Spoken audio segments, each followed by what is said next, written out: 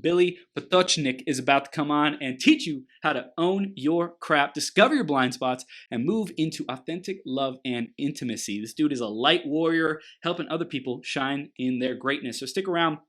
I want to say thank you for being here, for choosing to be your greatest possible self, taking one step at a time. That's how you achieve anything and anything and everything you set your heart, your mind, and your soul to, okay? So just keep taking one step at a time, keep showing up, and I appreciate you being here. Next up is our iTunes review of the week. It's by Swartz B22, who says, "Win. Chris inspires by encouraging everyone to become the greatest possible self so you can become all that you were created to be." Swartz B22, thank you so much for that review. And if you want a chance to get shouted out on a future 12-hour live stream, go to beyourgps.com/iTunes or search Greatest Possible Self on the Apple Podcast Store. Leave us a review. Let us know what you love, what you want to see more of, and how we can improve the show for you. Thank you so much in advance for doing that. I'm going to introduce Billy in just a sec here. Before that, grab a piece of paper, grab a pen, be ready to take notes. This is going to be fire. It's going to help you ignite your light and really make a big impact in the world as you become your GPS. So stick around. Let's introduce Billy. Billy helps people develop spirit-based habits and mindfulness to create the lifelong, open-hearted resiliency, to truly be the person that they want to be, to feel the way that they want to feel, and live the life they truly want to live with freedom, joy, gratitude, and inspiration on a daily basis. As a teacher, coach, and guide, Billy has worked with thousands of people over 25 years and has helped many people move through their own pain, their suffering, and anxiety, and cultivate their own mental, physical, and spiritual growth to raise their consciousness and live healthier, more loving, connected, and meaningful lives of purpose and passion. This is the work that Billy enjoys and focuses on in his LightWarrior Coaching, his yoga adventure retreats, corporate speaking and wellness experiences, and yoga classes. And that's just the tip of the iceberg with this epic human being. Billy, are you ready to bring it, bro? I'm ready to bring it, man. Those are big shoes to fill, though. Off screen, Matt was great, man. Dude, we're on fire all day long, man. I know we are gonna rock the house too and bring it. So let's dive right in, Billy. The theme today is using crises to fuel creation, man. What does that mean for you? Well, in today's climate, using crisis to fuel creation. I mean, it's right there in front of us to see. I mean, we're some of us are in full quarantine or partial quarantine. We're spending a lot more time at home. Businesses have shut down. And so in many ways, I mean, oh man, the impact is huge, right? The fragility of our systems, we're seeing that, right? Like, man, capitalism is kind of just an idea, right? And so all these, everybody's just at home. All of a sudden we're like, I got time to do all this stuff that I've been putting off forever. I got time to spend with all the people that I love. Yeah. And so it's really, in all of this, it's really an opportunity for togetherness. So we get to really, not only are we reminded that we're all one and we're all connected, and every single place on earth is affected by this. Yes. But we get to really work together with our family, with the people that we love, and just kind of hunker down and dig in with each other. And it's probably not all going to be pretty. Right. Right, dude. But it's so necessary. And we got time to do a lot of the things, like I said, that we put off because we're just so busy doing stuff. Yeah. And what you said there about it's probably not going to be pretty. I love that you said that, because what came to my mind is like, hey, sometimes it takes being willing to look at the ugly, at the shadow, at the pain, at the suffering, at the bullshit that we've put up with in our life to really, to break through, to create a new reality. We get to confront that, welcome that, love that, give real presence and attention and space and grace to that, to create a new reality, man. Perfectly said. I mean, that's exactly it. I mean, it is, it's like everything in life. It's easy to say on paper. It's easy to say on a cerebral level, like, oh, that's, this is a great opportunity to make change, and it's great to be uncomfortable like this, but to really embody that, to really bring that into our body and to practice that, it's a whole different deal. It's like the idea of something and then the practice of something. We can talk about love, but then the practice of love. We can talk about being grateful, but then the practice of being grateful. Mm. It's, you know, and that's a struggle for all of us. You know what I mean? Yeah.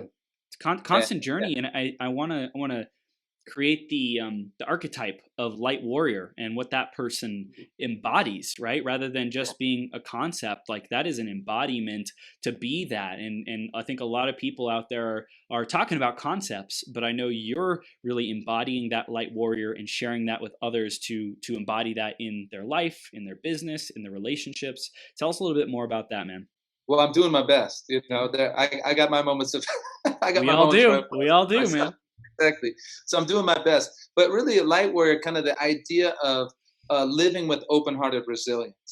You know, like so much of, like in our culture, so much is about, oftentimes, you know, the people that you have on are very broad-minded, broad-hearted people. But you know, our culture is kind of like win at all costs. It's a Yep. zero-sum game. Mm. We have a habit of compartmentalizing and being in black and white space instead of so much of our life is shades of gray. So being able to move through our life and be able to feel all of Mm. life, you know, not to just not feel the things that are inconvenient. I mean, obviously, we want to sweep certain things under the rug, right? We don't want to feel everything, but to be able to move through our lives and feel what we're feeling, and still be resilient enough and open-hearted enough to rise above, to do something with our lives that's important, to find our purpose, to find our meaning, to find our inspiration, not just that goal that's way down the road, you know, that Mm-mm. glittering ocean and the beautiful sunset, you know, but every day waking up in the nitty-gritty of our lives to be inspired. You know, my a good buddy of mine wrote this beautiful blog about, you know, chopping wood and carrying water. And it was just a great blog, but I just love that idea, that metaphor. And it's a pretty old metaphor, but Yeah. most of our life really is doing the chopping the wood and carrying the water. And how do we find inspiration in our life every day Mm. in the mundane, the Mundane. quote unquote, the mundane? You know, Mm. every moment's not going to be magical, but if we're present, life just seems more textured, Mm. more romantic, more magical. The world seems like a more beautiful place. And even a crisis like the one we're in right now, we can find the meaning and the purpose in it. And not only that, we can find the humanity in it as Mm. well.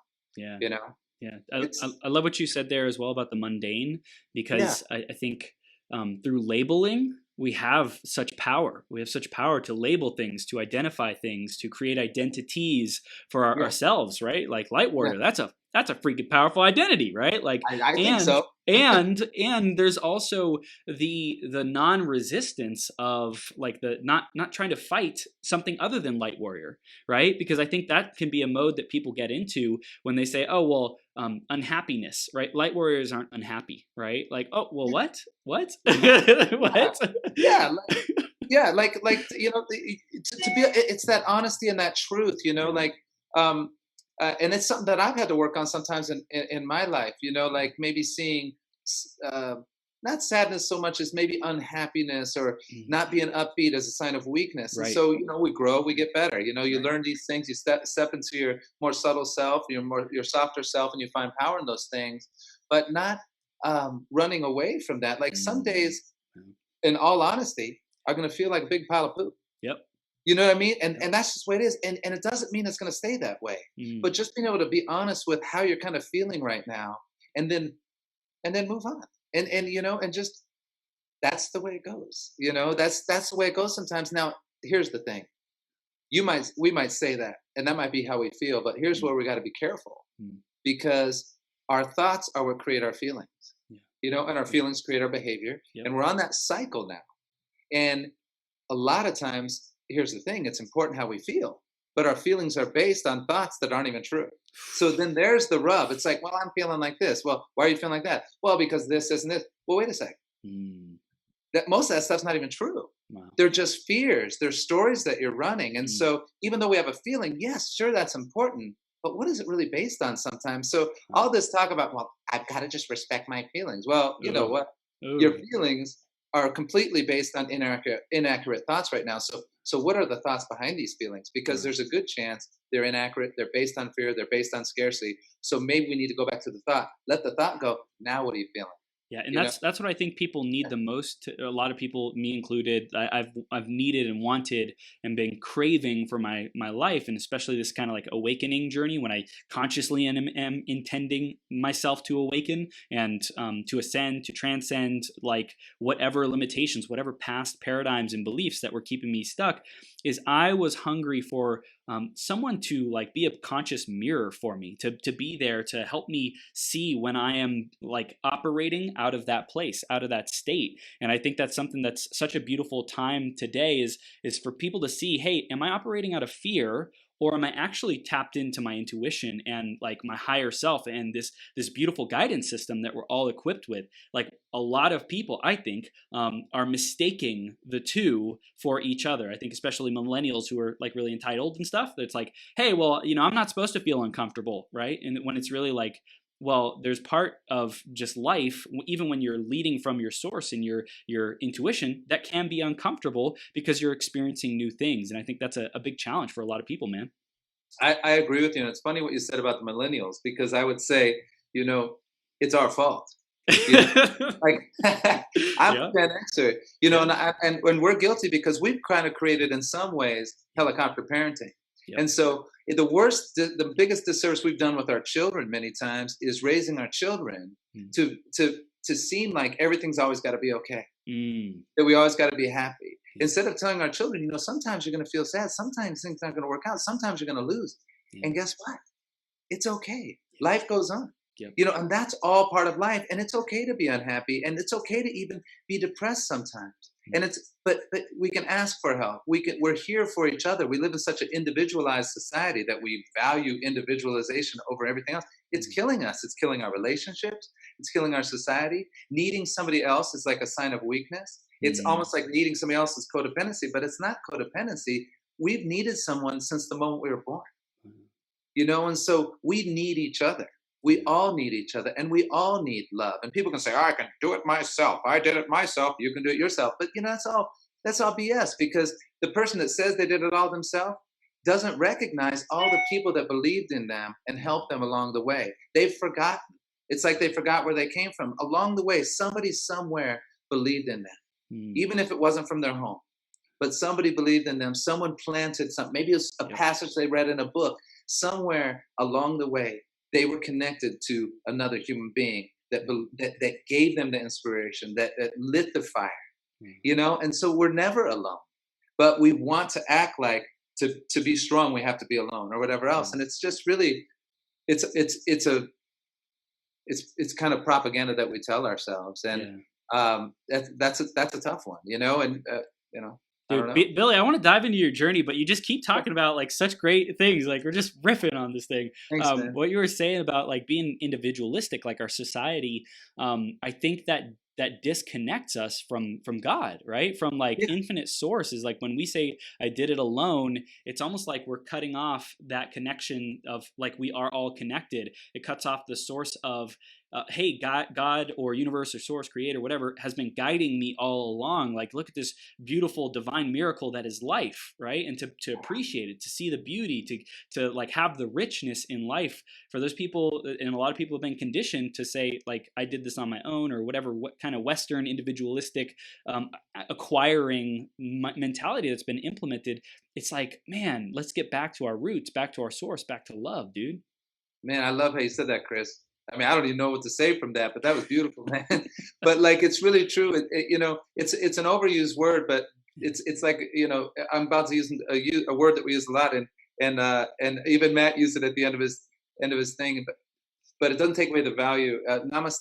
The light in me worships and honors the light in you. The God in me worships and honors the God in you. It's like that great disconnection, the illusion of our separateness, forgetting that stranger is ourself.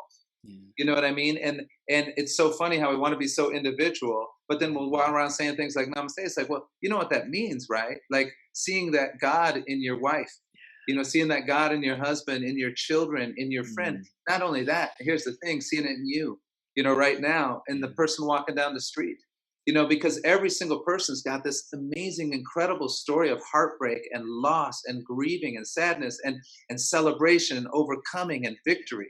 Like everybody's got these things, and it's like we forget. If I don't know their name, who are they to me? I told I told my son, no, he didn't want to hear it, but I'm just like, everybody I see is my friend, man. The way I see it, everybody I see, because it makes fun of me, because everywhere we go, it's like I'm talking to somebody or I know somebody or whatever, and it's like, well, everybody I see is my friend until they prove different. Wow. But even then, they're still your friend, it just might not be the right time or whatever. And so that connection, and you're the migrant crisis is still happening. But remember that photo.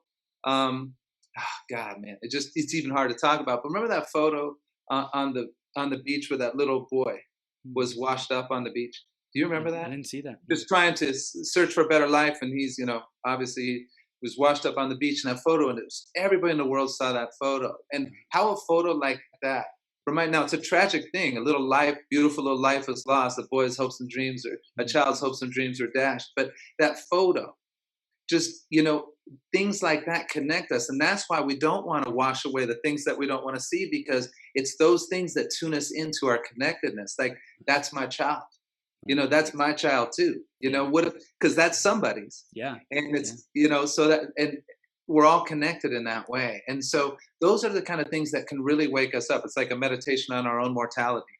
Those things we don't want to think about it. Yes. It's scary, it's the unknown, but those are the things that really wake us up to man, okay, this time is precious, my children are precious, this life is precious, everybody's children are precious, everybody's precious, every relationship is special, those kind of things, so man, I feel it, Billy. Dude, let's go back in your journey, get our audience connected with what's it been like teaching these principles, yoga, over the last 25 years, dude. Tell us more, man. Where did it begin? How did it begin? Man, it's not been pretty. Thank you. No, it's been amazing, and like I said, it really hasn't been pretty. It's been full of ups and downs, and in every way. But even the downs are okay too, because you always kind of have that belief in yourself that your life is on the path that it's meant to be. And I'm kind of naturally a free spirit, and so things like structure and systems. I used to avoid those things like the plague. I used to avoid plans too. I didn't want to make plans. I never wanted to make plans when in my younger years. Plans felt like claustrophobic to me. You know what I mean? I just kind of, and really, not bad ways to be, to really enjoy life, to be in the moment, blah, blah, blah. But what you find are sometimes your greatest strengths also turn out to be your greatest weaknesses too. And so that's the universe kind of telling me, like, hey, wake up. Like, this might be who you are, but who are you really? What we need to be are constantly evolving people, brave enough to grow, brave enough to change, figuring out what to throw away and what to keep in our lives. Because certain things are great, but they just need retuning. They need cultivating, because our whole lives are, really a cultivation process, like, what can I do with what I have, with what I am, with my strengths, and my blind spots, what are my, and so along the way, recognizing those blind spots. And I think for my journey, sometimes I probably ran away from my blind spots. Sure. And and that's funny. When you do something like that, they will come back and haunt you. They're not gonna let you off the hook. That's the universe saying, all right, you think you won this little battle, but you can run, but you can't hide, because I'm coming back for you. Right. And it's like that can create temporary relief, right? But not actually dealing with the root of it. And then it ends up causing more like pain or like a scar, so to speak. When I'm thinking about like a image of a scar, like it's going to come back and it's going to hurt more. And now we're going to have a bigger scar, so that we finally learn the lesson and can remember that moving forward, that, hey, like you tried to pretend like this wasn't real, and it came back and it bit you in the butt. And here's the evidence to prove it, and to keep reminding you that you don't like try to run from what is in those blind spots, and you like really stand for like welcoming that, loving that, confronting it, whatever it takes to like get through that lesson.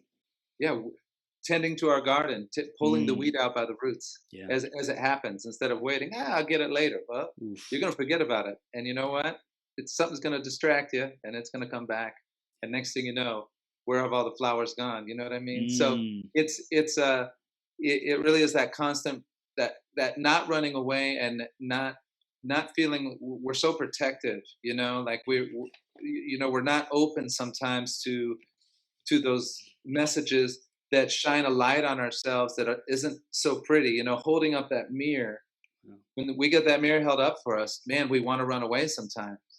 But Dude, it's really a gift that we can be thankful for and say, oh my God, like, wow. And then and here's the thing, just because you have the courage to look in the mirror, you're still not off the hook. mm, Now you're peeling the layers away. Now you have to peel those layers away, and you're like, oh my gosh, how many layers?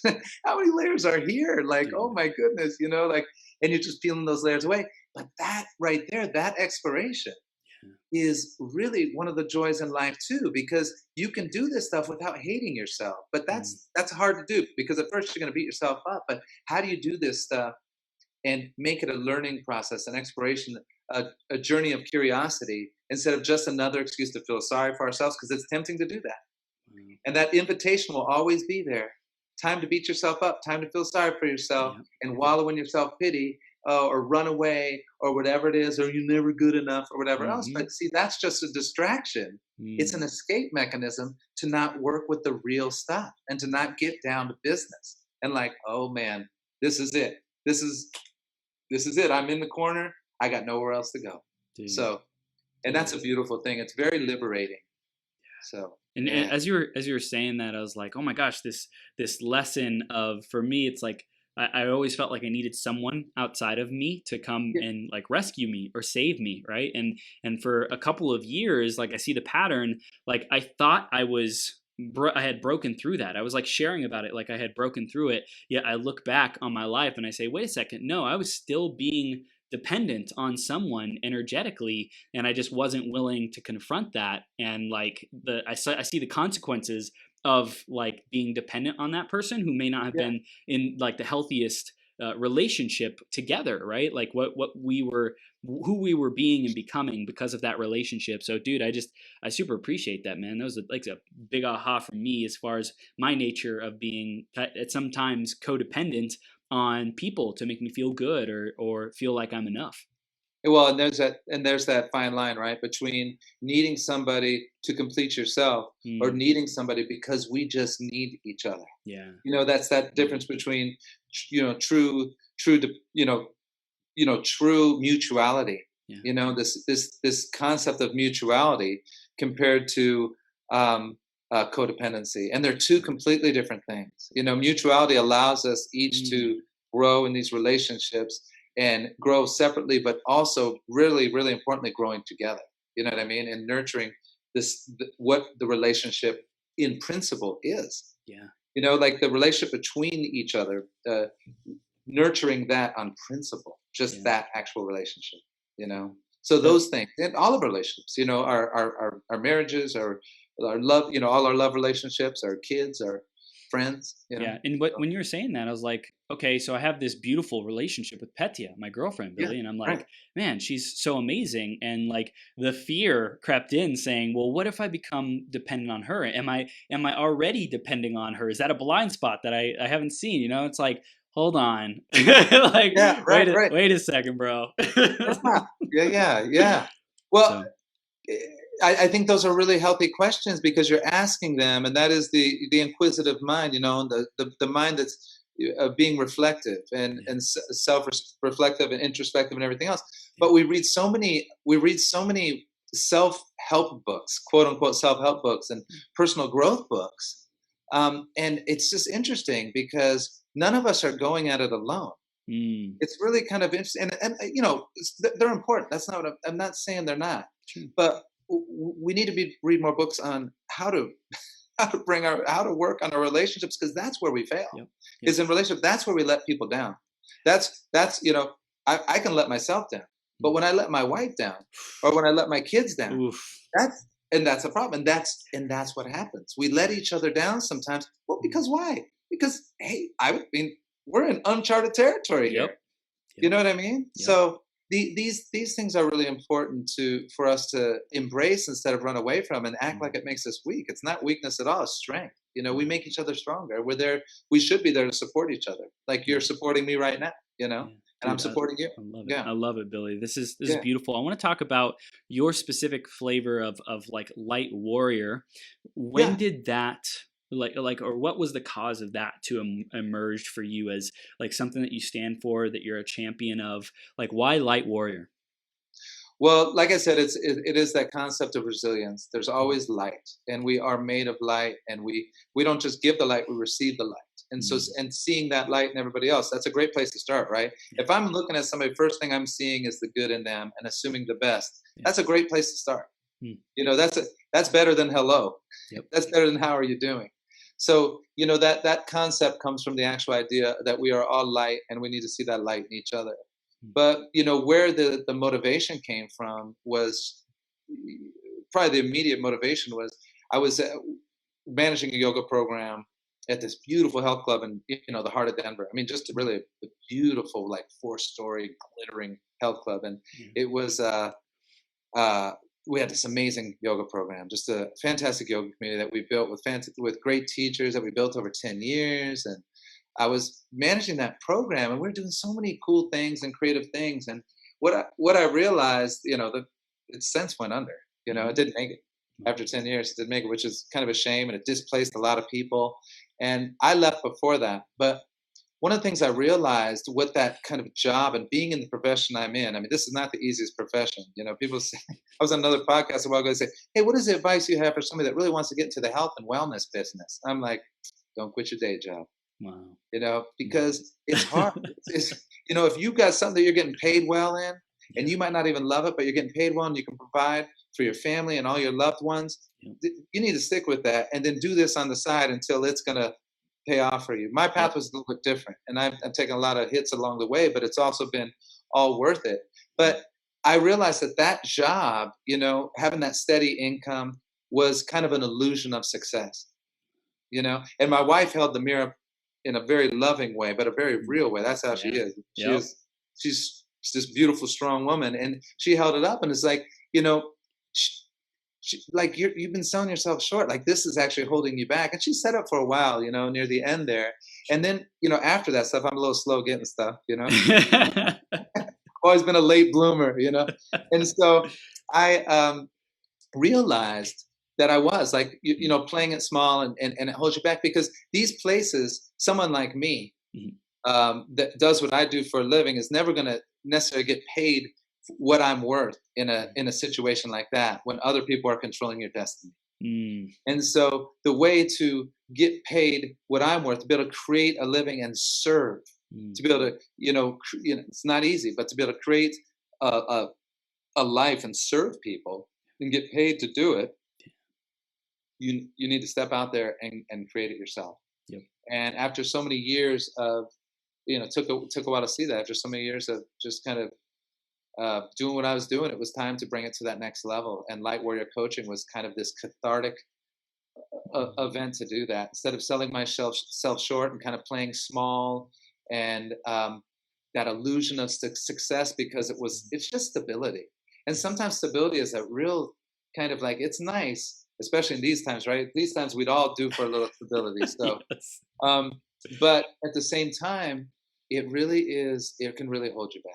And it was holding me back because it wasn't providing me with that peace I needed to step into the many different languages of love and providing more security and everything else. So, wow, man. Dude, this is powerful. I want to talk about when you go work with like corporations and do their like wellness programs and bring yoga there. Like what is that like, and what are you going there to transform with people? Well, you know, the corporations are really a lot of fun. It's a different environment than working with people one-on-one, but in a way, kind of like working with people one-on-one or small groups. Every corporation's a little bit different. Like I don't really have any cookie cutter things I do. I got some similarities, but depending on what they want, what they need. But the corporation working with the corporation and in that environment's a lot of fun, because you know what's interesting, Chris, is I'll have people, you know, when yoga students, and they might be a CEO of a company, and that's really common. You know, you got the yoga student, their owner come, I want you to come in and speak to my people or whatever else. I love your message, blah blah blah, and they'll sometimes say to me, no, but just don't come in looking like a corporate guy. Just come in like you normally are. Just come in like that. You know, they want to shake things up a little bit. They want to ruffle the feathers of the people that work there a little bit because they want a little bit of a wake up call, Yep. because our these environments can become a little stale sometimes, Yep. and we kind of forget what we're doing, and we're kind of checking out. We're kind of on cruise control and everything else. So I got to come in there and teach some breathing, teach some meditation. Sometimes, if the space is right, we do some yoga postures and Yeah. talk about concepts like kind of like we're doing right now, but talk about the power of waking up with gratitude every day. I mean, that's one Mm. we hear about all the time, but really waking up and being thankful for your life and being able to see all the love in your life through new eyes Yeah. is a very important thing. To see your kids through new eyes every day, your wife through new eyes every day, your dogs even through new eyes every day, and appreciate instead of think about what you don't have. Think Mm. about all that you do have. Yeah. How do you actually do that? Like embody that gratitude and seeing things through those new eyes.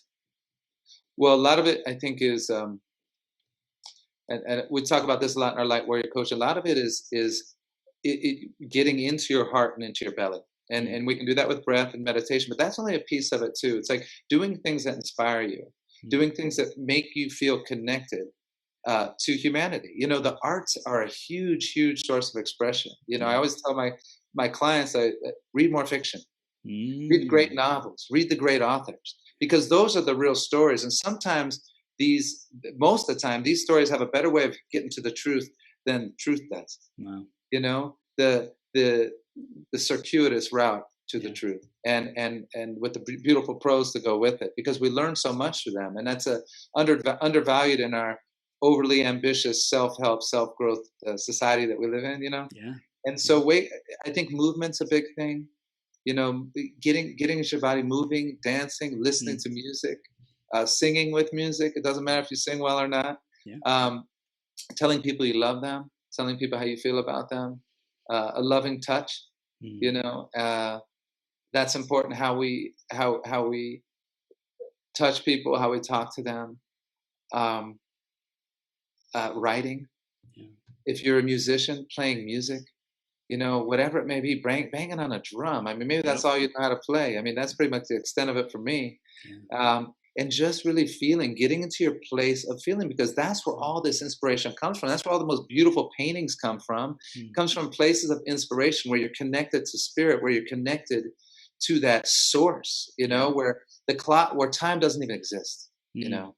And so those are big things. Learning new things is also a good one. Like maybe learning a new language, or challenging yourself to, and be like, well, what is this language going to do for you? It doesn't matter if there's a bottom line to this. Mm. Everything's not a bottom line. Right. Everything's not a result.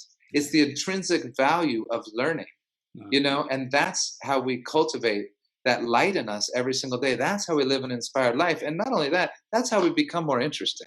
Yep. you know, Yep. and how we can take more interest in other people as well, because our life now has many different layers. Everything's not about Dimensions. like goals, what's in it for me, all this goals, Mm. but we need that too. Like in Yep. my life, there's times when I've had things backwards. You gotta zero in, and you gotta make things happen too. Mm. But then you also have to, hey, I'm gonna do something here that might not even affect my bottom line at all, Right. Right. because there's a value to this Yeah. that feeds my soul. Yeah, well, it's Learning to like play the what guitar, what is what you is know? the intuition telling us, right? Like what is inspiring for us to go after? Like, hey, what is it's like listening to that voice, that little voice. Well, Yeah. I want to go read this fiction book. Why? I don't know. I can't justify it with any goal or any practical logical reason. But like learning to listen to that is like where we'll find that magic, where we'll find that juice in life that will lead us to unexpected destinations, inspiration, different dimensions of who we are, so that we're more fulfilled, man.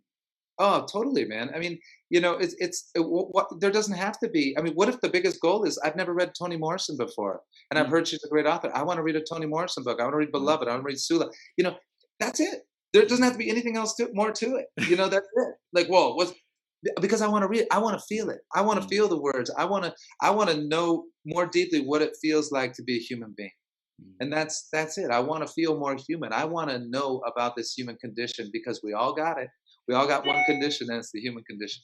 Yeah. And so I want to learn more about it. I want to feel it more, and that can ignite my life. And the funny thing is when we do that, it can help our bottom line. It can Mm. make us more productive in business, in our jobs, in our careers, in what we're trying to create in our lives. Yeah. Not losing sight of that. Yeah, well, it's almost like starting with what lights us up and what sounds like fun, what's inspiring, rather than a goal or a deadline or something specific and measurable. It's like Yeah. in a circuitous way, in a roundabout way, you end up hitting those goals anyways, just because you're like following wherever that flow is of life. And it's like to have the goal, the deadline, dream, beeline, Yeah. that's great. And then it's like set that, and then be willing to flow with whatever life gives you. Well, and that's a great point, Chris. And here's the thing for me, though.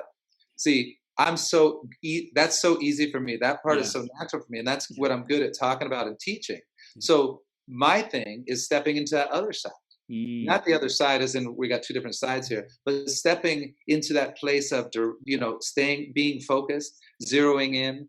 Actually, having the courage to set some goals and to hit those goals. Yep. So for me, again, our blind spots are everywhere. Someone else might be like, my blind spot's like being spontaneous or being romantic or whatever. I need to really work on that. I got everything. It seems like I feel good about those other things, but I struggle with more of those abstract concepts or whatever else. Like, okay, so you recognize your blind spots. So now you get to work on those things. And for me, some of my blind spots were stepping into these other sides of things. You know what I mean? These, actually getting directed, getting focused, stuff like that. And so, that's we're all different in that. I'm curious, what does yoga teach you about masculine and feminine? What have you learned as far as yoga and those two energies? Well, that's a great one, and that's a really fun one to talk about too. I was taking a walk with my friend today, at social distancing, of course, and we were talking about that, and I got to explain. Explain sounds kind of pretentious because it's not that. It's just masculine, feminine energy doesn't really have anything to do with our gender, right? And I think that's what people say. Like, what do you mean? Like, well, being able to so if you see our hands, like this would be masculine energy, right? Penetrating. Yep. Feminine energy receiving. Yep. Right? The feminine energy seems like maybe on the surface, seems like in our society, especially seems weaker, but the feminine energy actually is even more empowering and strong because the courage to receive and give up control, right? Yeah. To nurture, to meet somebody where they are. The masculine energy, more linear minded, going forward, like I said, staying focused, kicking some ass, yep. Making things happen. Yep. Making the phone calls, making the meetings, getting things going, getting the money coming in, paying the bills, dropping the kids off. But so much of our life is spent out of balance because we're in that masculine energy. Doesn't matter if you're a man or woman. We're out of balance because we're in that masculine energy all the time. Yep. And so shifting into that feminine energy is a hard thing to do sometimes. And so a lot of times encouraging people to just, it's time to receive, give up control, especially during these times when we realize that we don't have control. We realize the fragility of all of our systems and capitalism and everything else. And we're going through right now such a crisis that no war could even put upon us, right? Like this is beyond, what any war could do to us. And here's where we are. And we realize, oh my gosh, we don't have control. So what are you going to do? And so our life is kind of this dance of masculine and feminine energy, like spiraling through life, learning how to fine tune our ability to receive and to penetrate, right? To project ourselves out into the world and to receive the lessons, to be receptive and open. And so that's the dance, right? It's this kind of cool thing. And sometimes they're happening at the same time, but I can't do that with my hands. So, I love it. So what is the link between that and physical? I know yoga is not only the physical postures, but I know that's a big part of it. Tell us more about that. Well, gosh, yoga, an experience on a yoga mat is probably it's probably the perfect time where we're doing both. It is really that dance of the masculine and the feminine, right? Because you really have to have the fire. You got to have that sun energy, and you have to have that moon energy, and you have to have it almost in that simultaneously. Wow. You have to be open to receiving, and you have to have the courage to really go for it. Wow. You know what I mean? You have to know kind of like, wait a sec, now I'm really going for it, and I'm kind of getting away from this and this, and I'm up here. Now I got to back away, come back down into here again, because I'm out of balance. I'm on the mat, I'm thinking about how good I am at this, or how much I suck at this. And that right there is getting away from, get back to the breath, let it be. And so once we say let it be, just receive, there's that, that's a very powerful feminine energy. Like, let it be, just let it be, let it sit. You know what I mean? But now we got to have the courage now to go into this next posture. It's like, okay, get a little fire going. We got to go for it, but not too much. Can't just think that way, because then all of a sudden we get caught up again on, how am I doing? How am I doing? Where's the approval? Am I doing all right? Am I enough? Am I worthy? Kind of thing. And so it's always that dance of some shades of masculine and feminine. This is a kind of simplistic way. Yeah, I like it. Visual. Yeah, I like it. And I hear it's super important in those postures and poses.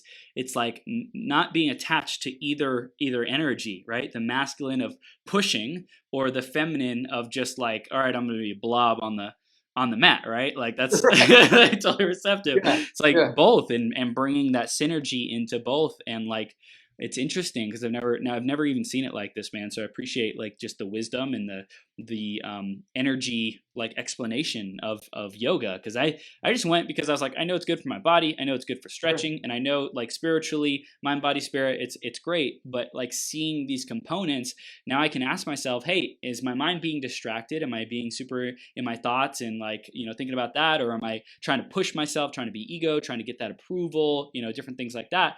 Or am I like really loving myself in this pose and receiving the benefits of this pose? And to know, hey, like, where's the energy of my life too? Like, where do I see this energy of like, thinking, comparing, for some people, they might be like looking at their neighbor and saying, ooh, that person's good looking, or whatever it might be. It's like, that is like being distracted and not even being present, man. So it's like bringing these concepts here this is powerful, Billy.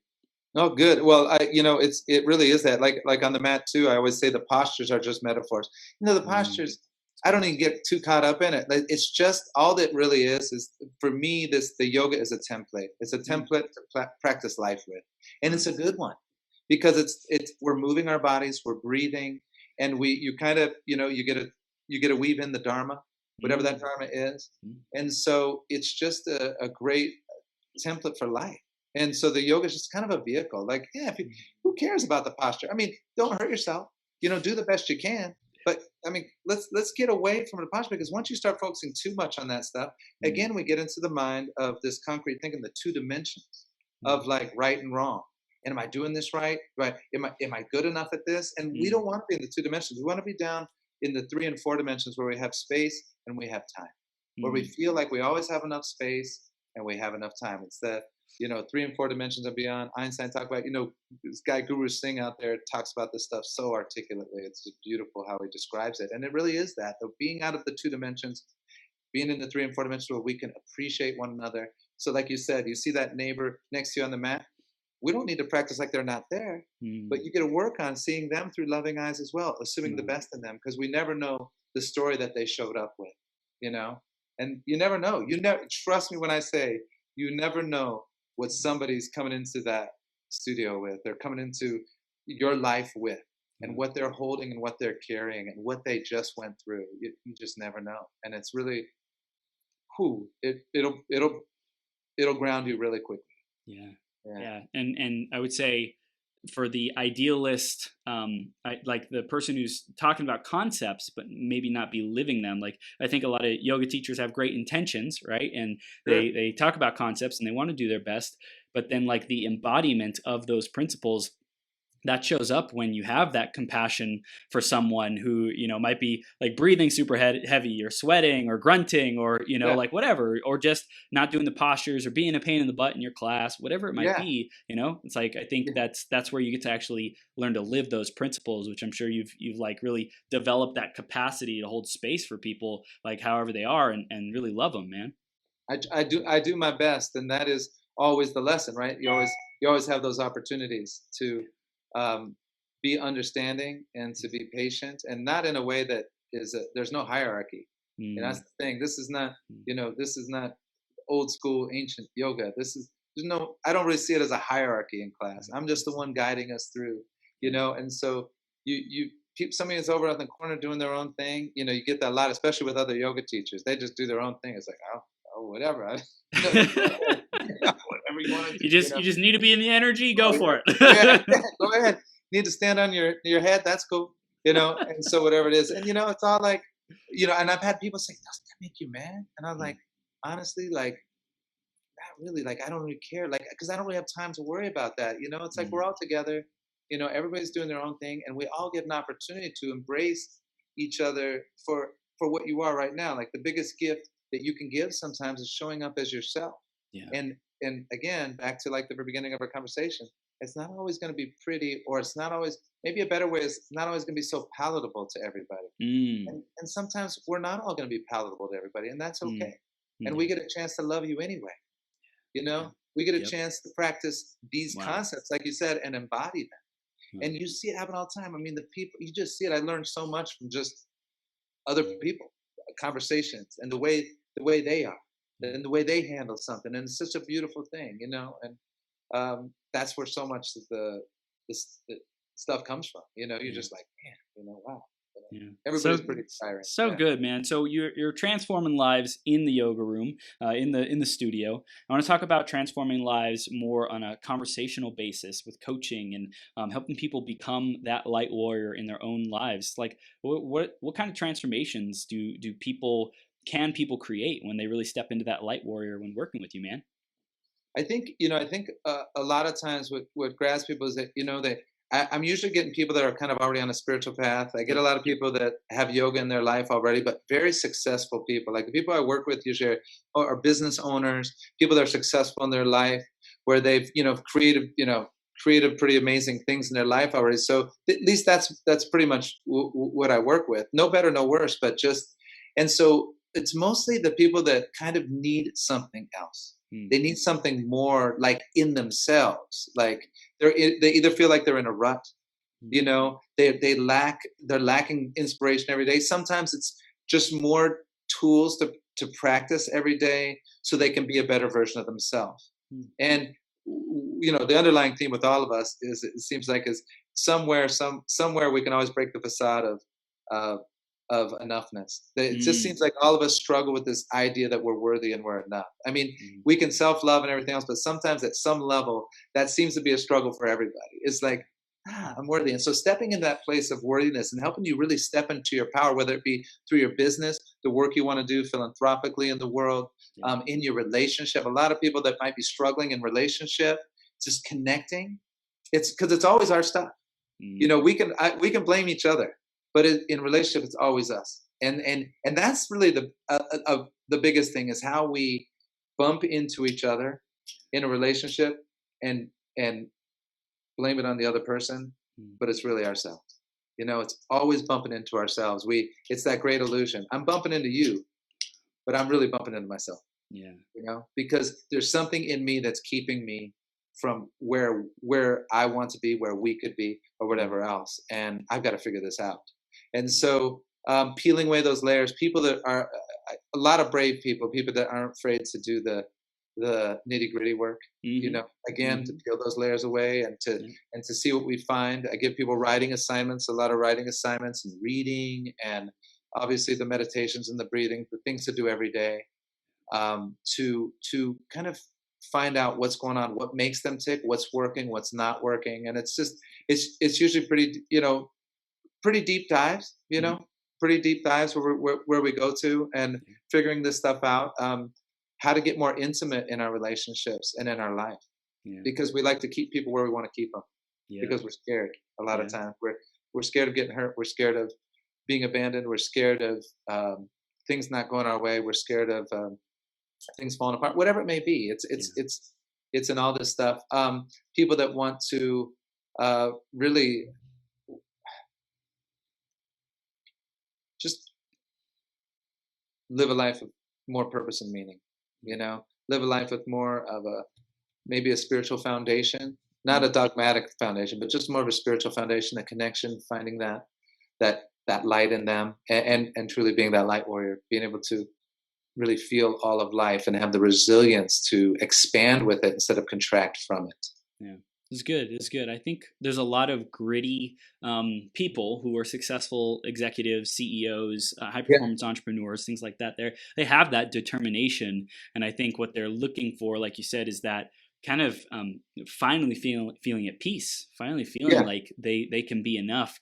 I'm curious, like, what do you feel it is about your presence and how you are there with them, how you coach them, that really makes, like, creates that for them, or helps them co-create that, helps them see their blind spots, love themselves authentically. Nothing. No, honestly, there's some truth to that. I Mm, think the biggest thing is I can see the gifts in people, mm, and I can see people through a favorable eyes, yeah. and seeing that what's special in people, and even if they're little quirks or whatever, just seeing what's special in people and just loving people. I think the biggest thing for me is um,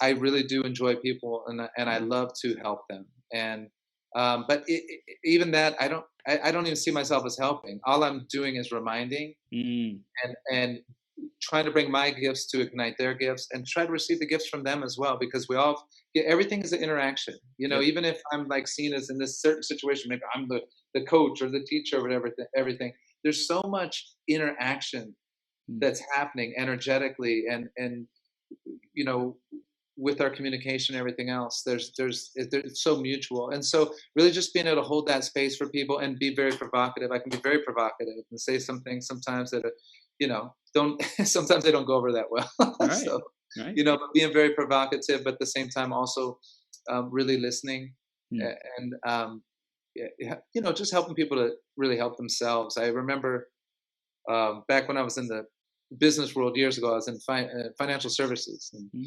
go to these rah meetings and conventions and stuff. And but you got some good nuggets there, man. Oh You yeah. got really good nuggets at Oh those yeah. things. And one of them I never forgot is people don't care how much you know until they know how much you care. Mm, And I just love that one because I always remember that one. I was like, I think that's so true. It's like so many people are, they don't want to do this until they learn this, and then they get this training in, or do this in, or they know this, and then they don't want to, their life will be great when they have this amount of money, or when they have this kind of house, when they drive this kind of car. It's like, you know, you just have to. The first thing you have to do is care about people, mm, and to really see people as an asset in this world, yeah. not as a liability. There's we're reminded of the people in this world that are liabilities everywhere, right? They're Mhm. around there for us to see, but most people are good people, and just being able to see that in each person, and to know that they're an asset, and that we've come into contact for a reason, Mm. and it may be brief and it may be long term, but that just seeing that in people and caring about them is a huge thing. And that sounds real simple, but that part is, you have to care first. Otherwise, whatever it doesn't really matter, Yeah. because you don't they don't know that you care. They don't trust, so Yeah, this is gold. I want to begin to wrap this up, Billy, with sure. a special request for you. I don't think I've ever asked anybody this. I want you to Okay. tune into your higher self, highest self, Yeah. source, God, universe, whichever you choose, um, and really bring home this interview with that highest level of wisdom, of love, of contribution for our audience today. Well, in our lives, everything is really about love. And what we have to remember is there is no pride in it. And when we are defending and we are protecting, we are putting up a wall between love and intimacy in all of our relationships. And being brave enough to step into what haunts us, Mm, to confront our demons and to look our demons in the eyes. And instead of running or even fighting, sometimes just saying thank you, mm, and demystifying our demons. I think that's one of the most important things we can do in our lives, is to keep exploring and to be curious and to be interested, not just interesting, but to be interested in others and in life and this journey in an existential way as well.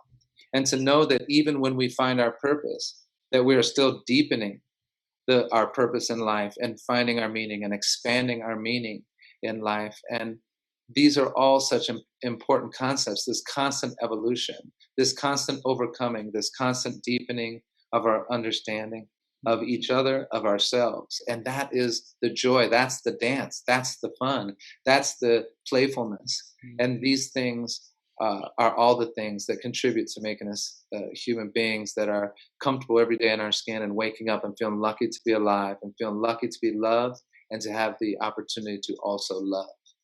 And that is what I would say. Yeah.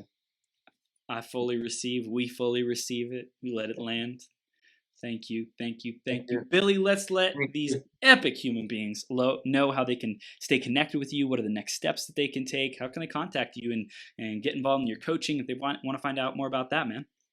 Well, they just need to open up their door and they have to scream really loud and I'll come running. No. Like Superman landing on their doorstep. No, just, the best way is go to my website, billy.yoga, no .com, just billy.yoga, and you can go to the Meet Billy page. And the Meet Billy page, they'll see a video, kind of how the inspiration behind why I created LightWarrior Coaching. They'll see all the things I do there. They can click on a tab there and they can schedule a call with me. Sweet. Through Acuity. They can also just email me. If you're not comfortable with that, you can just email Billy at billy.yoga as well.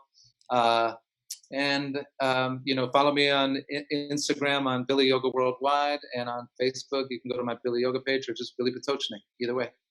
Yeah. Wow. Dude, you're a champion. You're a light warrior. Thank you so much for being here, Billy. Thanks for all you're doing, Chris. I really appreciate the opportunity. It's been great talking with you, man. Dude, I had a freaking blast. I swear, that in that beginning, we're like 15 minutes deep. I'm like, man, we gotta get to like your journey, man. We're just flying. I hope we get again someday, man. I really do. I hope our paths cross again very, very soon. Definitely, brother. Massive love for you, man. Massive love. Likewise. I'll see you soon, okay? See you later. Thank you.